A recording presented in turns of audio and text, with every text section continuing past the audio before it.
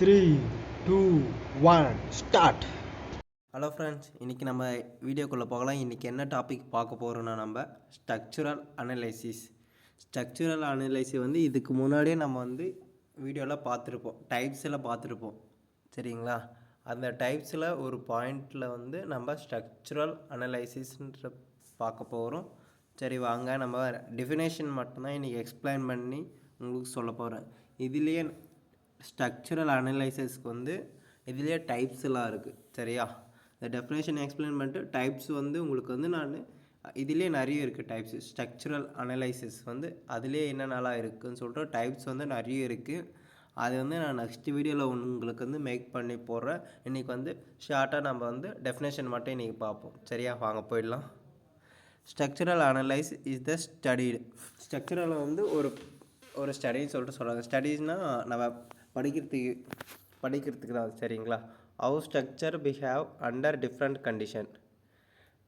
கண்டிஷனுக்கு கூட இந்த அனலைஸ் ஸ்ட்ரக்சரல் வந்து யூஸ் பண்ணுறாங்க. சரியா? அது எங்கெல்லாம் யூஸ் பண்ணுறாங்கன்னா விண்டுனா ஸ்னோ, இந்த பனி ஏரியாக்கெலாம் யூஸ் பண்ணுறாங்க. Next mechanical loads. இந்த லோடு கொடுக்கும்போது இந்த இதுவெல்லாம் அஃபெக்ட் ஆகாது நம்மளுக்கு. இந்த ஏரியாலலாம் ஸ்ட்ரக்சரல் அனலைஸ் கொடுக்கும்போது மெக்கானிக்கல் லோட்ஸ் அது வந்து அந்த லோட்ஸ் இருக்கிறதுனால எதுவும் அஃபெக்ட் ஆகாது. சரிங்களா? It's a branch of solid mechanics.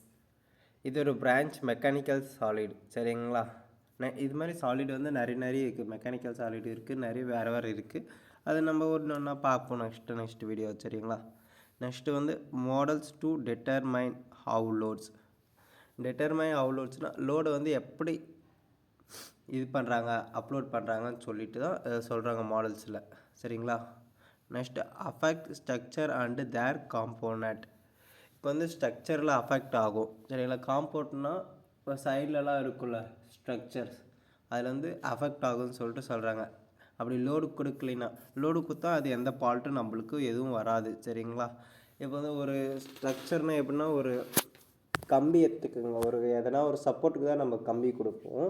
அது கொடுக்கும்போது அது கொடுக்காம விட்டிங்கன்னா டேமேஜ் ஆகிறதுக்கு ரொம்ப வாய்ப்பு இருக்குது அந்த ஸ்ட்ரக்சர் வந்து.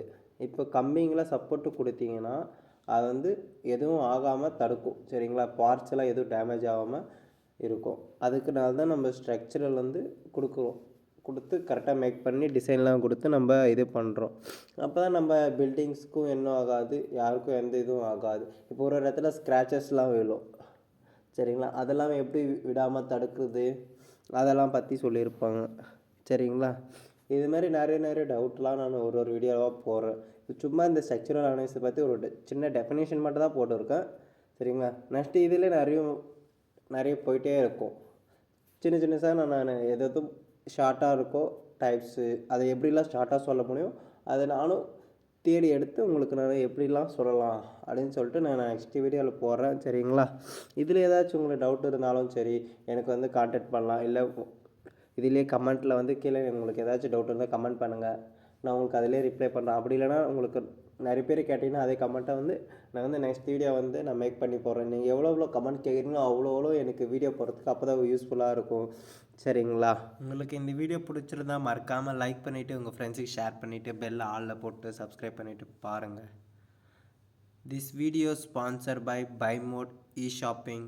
Thank you friends. டாடா, பாய் பாய்.